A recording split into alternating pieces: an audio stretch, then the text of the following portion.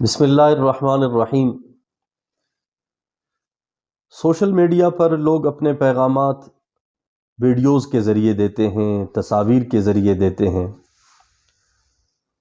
مختلف سیاسی جماعتیں ان کی قیادت کی ویڈیوز یا تصاویر آتی ہیں، ان کا پروگرام، ان کا منشور اور ان کے پیغامات ہم تک پہنچتے ہیں۔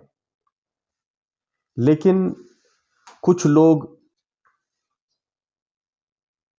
سیاسی جماعتوں سے تعصب رکھتے ہیں یا ایک دوسرے سے اختلاف رکھتے ہیں۔ وہ اختلاف کا جو ایک دائرہ کار ہوتا ہے، جہاں اختلاف رائے کی گنجائش ہوتی ہے، وہ اس سے آگے بڑھ جاتے ہیں۔ وہ ضد اور انا کی بنیاد پر ایک دوسرے کی مخالفت کرتے ہیں، اور حتیٰ کہ وہ اپنے قیادت کی محبت میں دوسرے قیادت کو گالی بھی دیتے ہیں، ان کے بیانات کو توڑ موڑ کے پیش کیا جاتا ہے، حتیٰ کہ ان کے چہروں کو مسخ کیا جاتا ہے۔ آج کل عام طور پر ہم دیکھتے ہیں کہ پاکستان میں سیاسی زعماء کی تصاویر ہمیں ایسے بھی ملتی ہیں، کسی کے سر پر کتا رکھ دیا جاتا ہے، یا کسی کے سر کو کاٹ کر نعوذ باللہ خنزیر کا جو ہے سر رکھا جاتا ہے، گدھے کا سر رکھا جاتا ہے، اور بنیادی مقصد کسی کی تحقیر کرنا، توہین کرنا ہوتا ہے۔ اس وقت تو اس بنانے والے کو یہ خیال نہیں آتا کہ میں یہ جو کام کر رہا ہوں، کیا یہ شرعاً جائز ہے؟ کیا اس کی پکڑ مجھ سے نہیں ہوگی؟ کیا اس کی پوچھ مجھ سے نہیں ہوگی؟ اللہ تبارک و تعالیٰ فرماتے ہیں، یا ایہا الذین آمنوا لا یسخر قوم من قوم، اے ایمان والو، تم میں سے کسی قوم کو یہ اجازت نہیں ہے کہ وہ دوسرے قوم کا مسخرہ مذاق اڑائے، اس کی تحقیر کرے، اس کی تذلیل کرے۔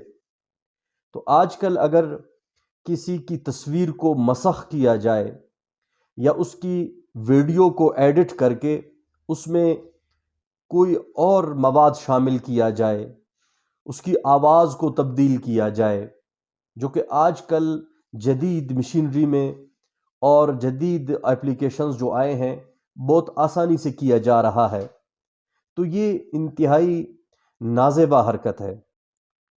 یہ انسان کے تذلیل کے زمرے میں آتا ہے۔ اللہ پاک فرماتے ہیں، وَلَقَدْ كَرَّمْنَا بَنِي آدم، میں نے تمام انسانوں کو محترم اور مکرم بنایا ہے۔ اب یہاں پہ تکریم، عزت و احترام کا جو حیثیت مقام ہے وہ ہر انسان کے لیے ہے۔ اس میں یہ فرق نہیں ہے وہ کس مذہب سے تعلق رکھتا ہے، کس زبان سے، کس قوم سے، کس نسل سے، کس سیاسی جماعت سے تعلق رکھتا ہے۔ بحیثیت انسان اللہ تبارک و تعالیٰ نے اس کو مکرم اور محترم بنایا ہے۔ لَقَدْ خَلَقْنَا الْإِنسَانَ فِي أَحْسَنِ تَقْوِيمٍ، اللہ نے انسان کو انتہائی خوبصورت انداز میں بنایا ہے، اور اللہ تبارک و تعالیٰ نے انسان کو اشرف المخلوقات بنایا ہے۔ یہ کیسے لوگ اس طرح کی حرکت کرتے ہیں؟